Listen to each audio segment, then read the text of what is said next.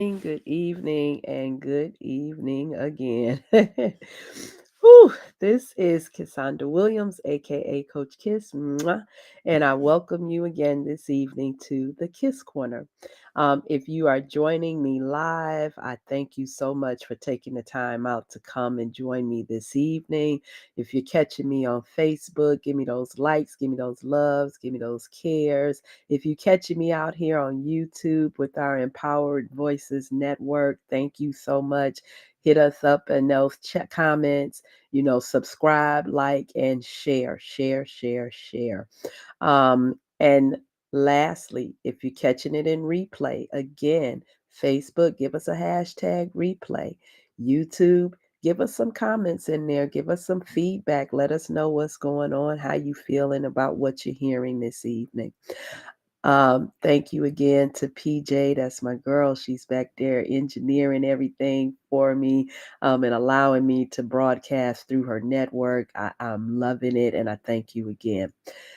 So I'm just going to go right on into it. As you'll see scrolling across, the topic is deflated but not defeated, right? Um, yeah, there's a power in resilience, and I'm going to tell you guys, I'm not going to lie. I haven't necessarily been feeling quite so resilient lately. And by lately, I mean the last couple of days. It's just been a lot, or should I say, enough for this time. So I'm just coming to speak to you all for real, about how I'm feeling and where I'm at. You know how you know where you're supposed to be, how you're supposed to respond, how you're supposed to feel, how you're supposed to react. But at the same time, in the moment, it's just not where you are. It's not what you're feeling, right? Even though you know that the show must go on, and I know that the show has to go on because there's no other option. But you have these moments where you start feeling down. You start feeling like, you want to second guess some of the decisions you've made in your life. So, anybody who's been following me for a little while, you know that I literally kind of up and left a relationship and pulled my children with me, of course. And I started yesterday second guessing not leaving the relationship. I had been in that mind frame for a while and seeking outlets to move and all that type of stuff. But second guessing, should I have come back? Should I have really moved my kids out of an environment that they know? Should I have really left an environment where I had so many connections, um, and so many more opportunities per se, within my area in education? And should I really have just reset in such the way that I did to start all over, in a sense? I don't really, let me take that back. I don't necessarily call it a start over. It's a pivot, right? And I sincerely believe that, because when you're pivoting, you're taking your experience with you and then using, building onto it, but using what you already know and the experiences that you've already had, and helping yourself to make better decisions, and to move forward. And so that's my reason, my rationale for the pivot, right? But it really made me start second guessing, a lot in the way of my kids in particular. Like, should I have made the move? Yeah, the move out of the house, yes. But the move out of the city, and I was like, I don't know. Um, should I have made other decisions? Should I have taken the assistant principal job that I knew was underpaying, but at the same time was 3.5 times more than what I'm making now. you know, should I have stayed in a position where even if I was renting an apartment, at least the apartment would be in my name, right? Um, should I? Then this evening, I'm running parent teacher conferences because, again, I'm still teaching. I'm second grade teacher. I'm speaking with my parents. And my brother so graciously took on the call to come up and do conference for my children, because I work at their school. And he sat down this evening and just kind of debriefed me on the conferences that he had for them. And I'm looking at their report cards and things, and don't get me wrong, they did well. Um, but I'm like, but they could be doing better. And I could see where I could be doing better at home and supporting them. And so, I start thinking about that. Like, oh, here you are, you teaching other people's kids and you're doing these things for them. And your kids are starting to take little dips here and there. And so then I started questioning, my parenting style, and am I being too lax, and what more do I need to do? What could I be doing better? I broke down in tears yesterday, and my daughters came through and they were like, "Are you okay?" And everything in me, y'all, what do you think I really wanted to say, right? Everything in me wanted to tell them, "Yeah, I'm all right." But then I had to think about that for a hot second, and I'm telling you the truth, I really did. Is that what you wanna teach your daughters? Is that what you wanna teach your kids to do? To try to mask something that is extremely obvious, right? And so I had to admit to them, I will be okay, but in this moment, I'm not okay, right? Um, I've made some decisions that have been great and have been not so great, in a lot of ways, financially being one of them, right? And again, I can speak to me. I've started questioning a lot of my decisions. And so I gave myself the tear day yesterday. And a few of my friends are warriors. They're warriors. They give me grace, but they're warriors. And so they'll tell me, all right, sis, you got your 24 hours, maybe 48 to pull yourself together. But once you get your emotions under control, once you pull it back together, right? Because whatever your problems are, whatever your situation is, it's still there. Right? You get through those tears and you clear them up and you can see a little more clearly now. But whatever you still need to face is still sitting in front of you and you got to deal. What are you going to do next? And if you don't have a direct answer, then who might you be able to go to help you think it through? You need a thought partner, but you can figure this out. And my first in court thought partner, of course, I had to go and pray. And I had to have my talk with God because I was like, what am I doing? What we doing, Lord? Like, what's happening? You know? Um, and I'm not gonna lie, my prayers ain't always aligned with the Lord's prayer.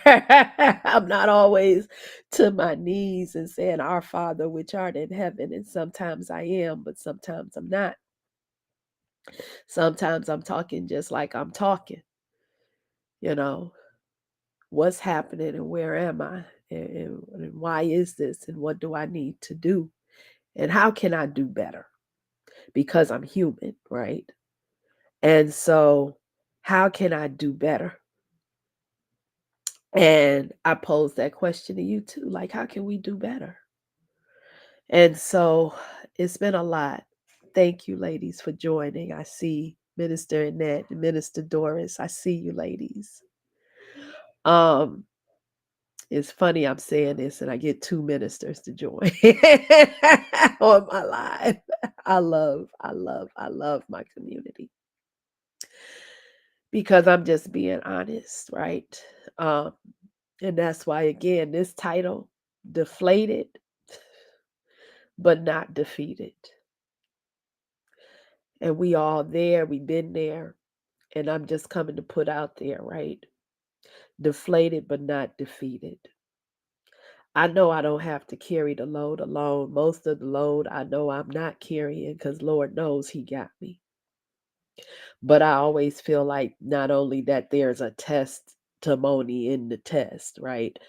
But there are always lessons to be learned and how you do better.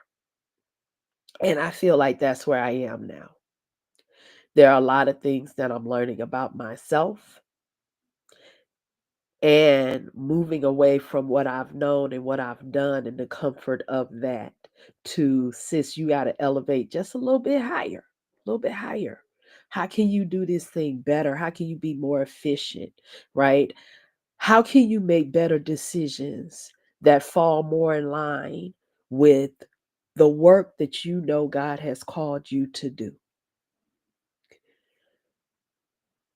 How do you separate yourself from feeling the guilt of the decisions that you've made? And that's where I'm at right now. I'm like, did I do right by my kids? Again, not so much in leaving my relationship, but in moving them from state to state. Was that the best choice? Have I put them in the best environment? Have I put myself in the best place? Because, like I said, and I know it's not money, not everything, but I can't act like it's nothing either. And so it's like, wow, I'm living off of a third, literally a fraction of what I was accustomed to having.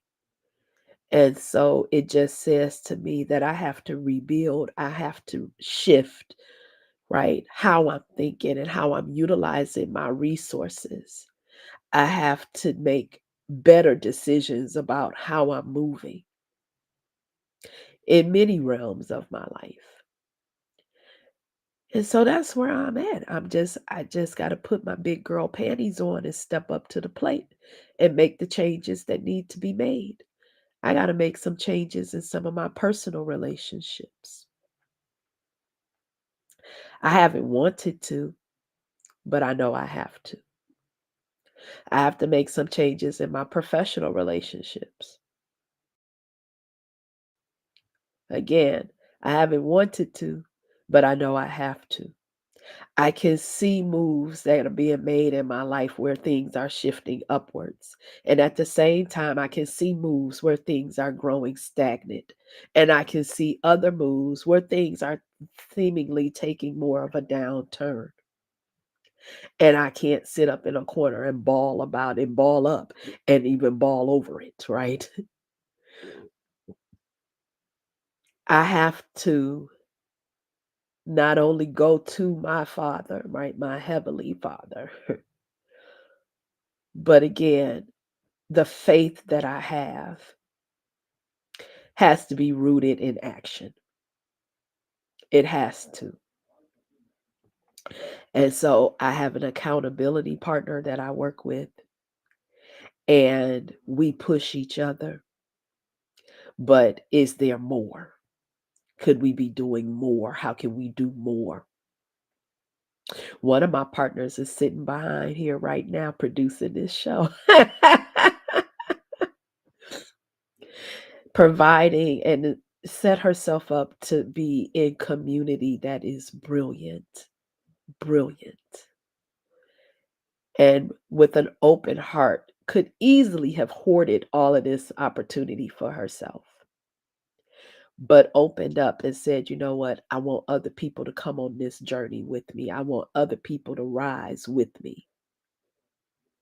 And while often we as women, and particularly as Black women, are seen as being catty, as being, crabs in a barrel, y'all can't never get along, we can't.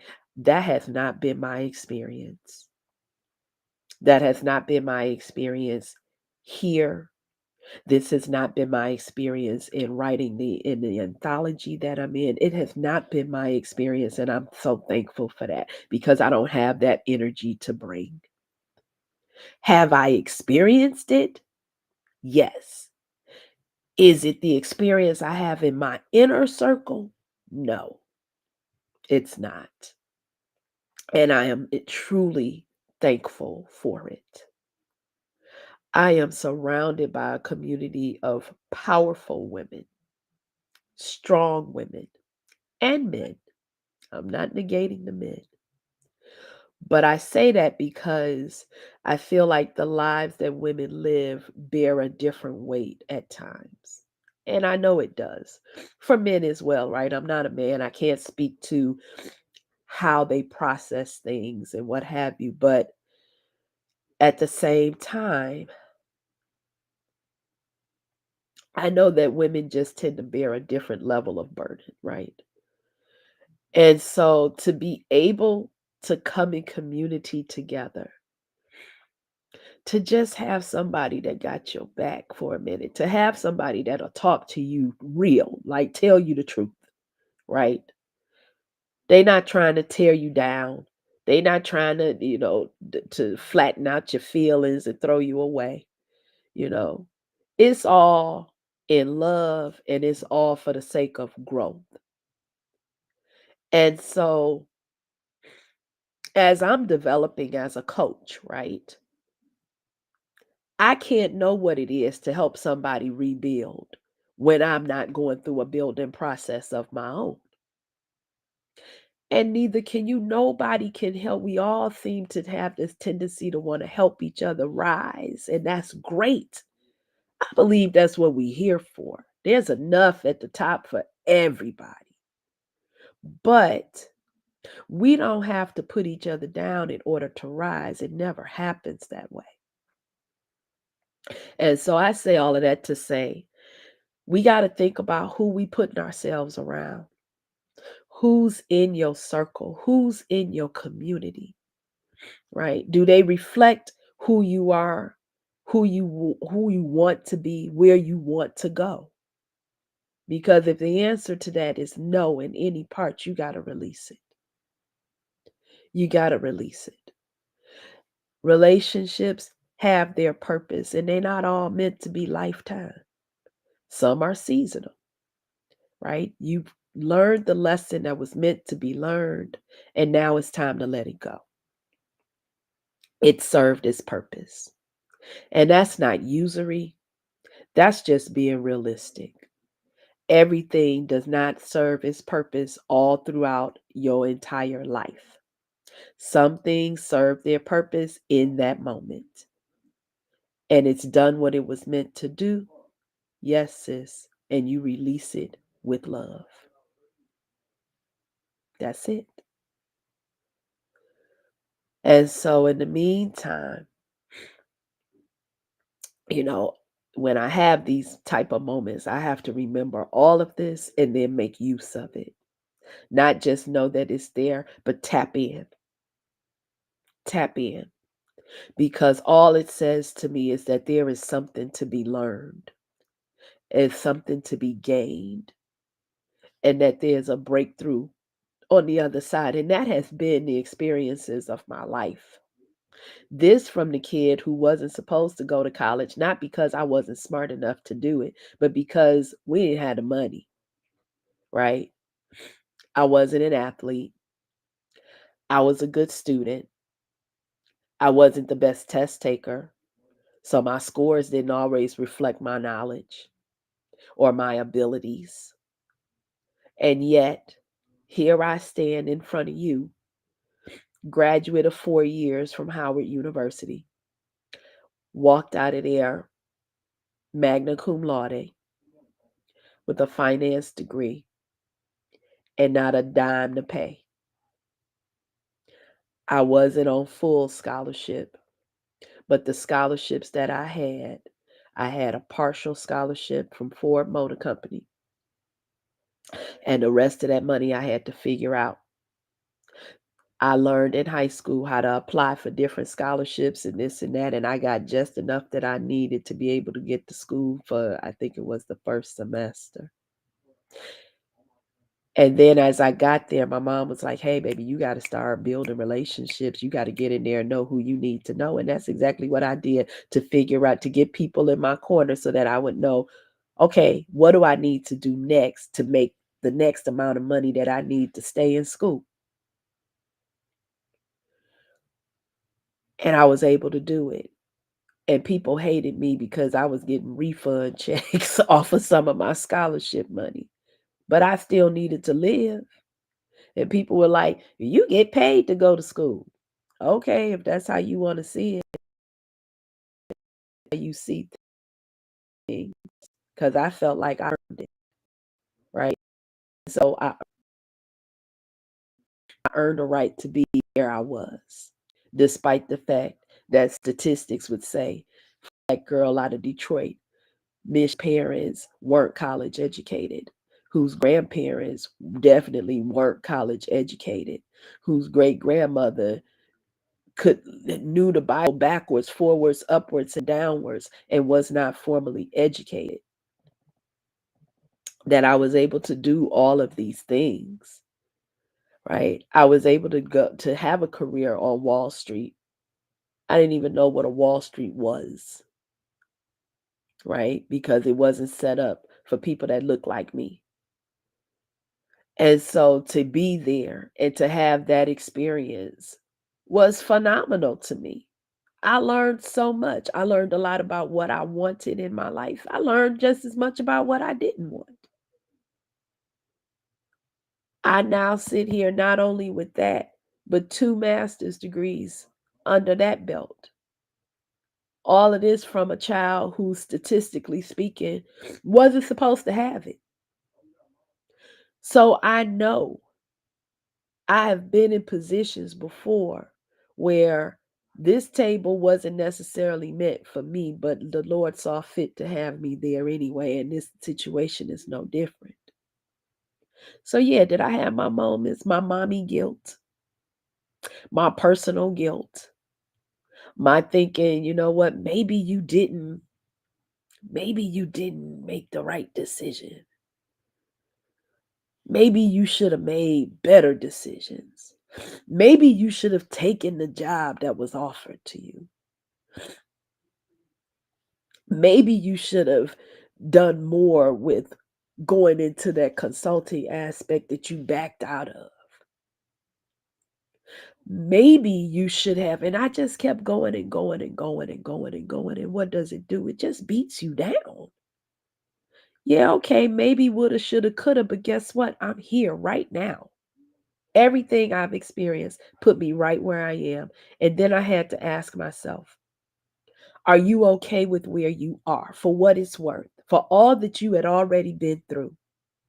Because it's all the experiences that you had in the past that make you who you are right now. Are you okay with that? Mostly yes. And then it's like, okay, well, then for the no, what are you getting ready to do about it? You cried, you prayed. Now, what are you going to do? And that's just it. It's the doing part. It's the doing part that's the easiest to say and the hardest thing to enact, but it has to be done. So I challenge you in as much as I challenge myself. What are you doing with your faith? What are you doing with your life? What are you doing to make the things happen? We write the vision, we make it plain, but the vision is just that. It's something that you see. What do we do to put it into fruition? And so I know that I'm being pushed, and I'm being pushed in a means that I never have been before. Does it feel great? No, it doesn't. It does not. Do I want to run from it? Absolutely. Do I know that I'm going to stand firm? Yes, because I don't know any other way to do it. I'm not going to release what I have. And I know that I got to do this thing for me. I can't even put it on my kids' back cuz that's unfair to them. I have to do this for me.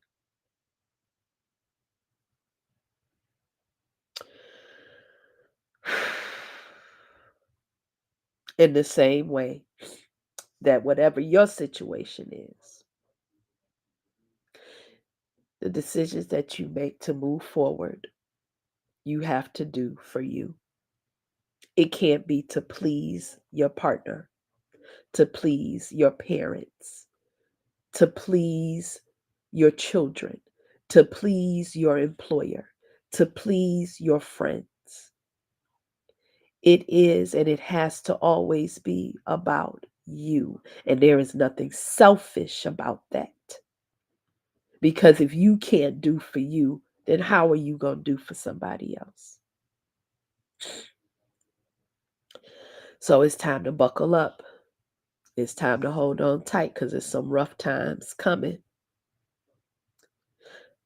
But we're going to get through it.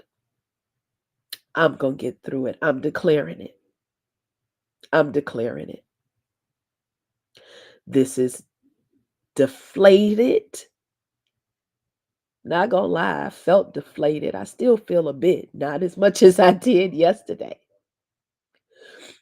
But I'm not defeated. I will never claim defeat because, again, I know whose I am.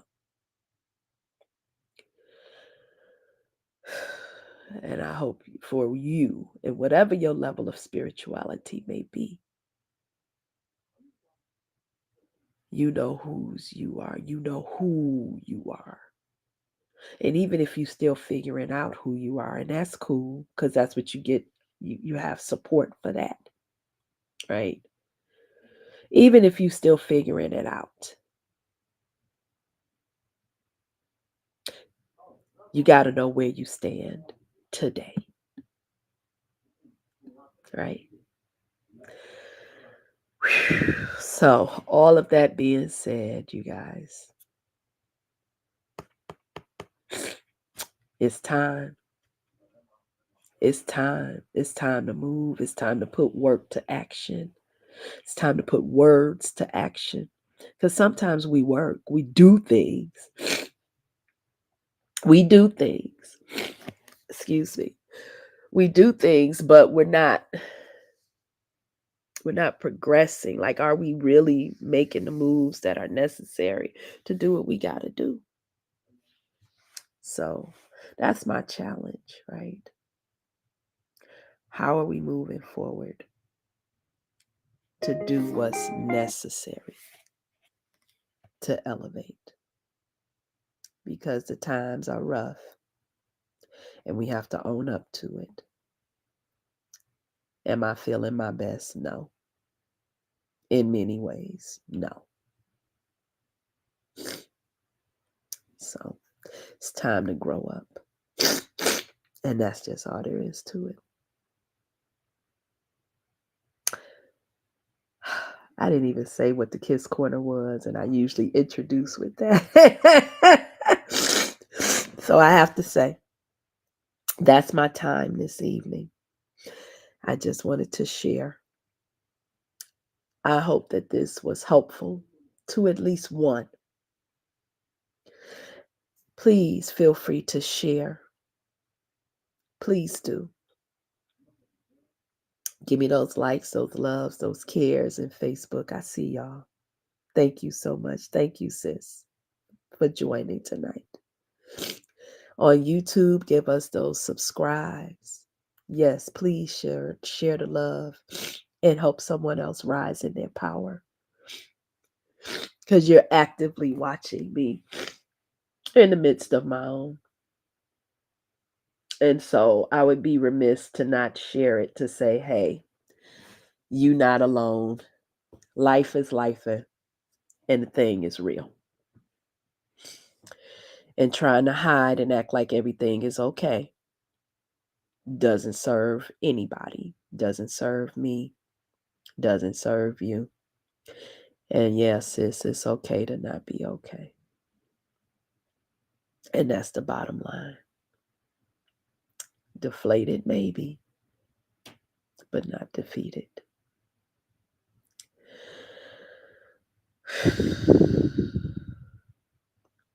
So take care and be well as you elevate along your healing journey. This is Cassandra Williams, aka Coach Kiss.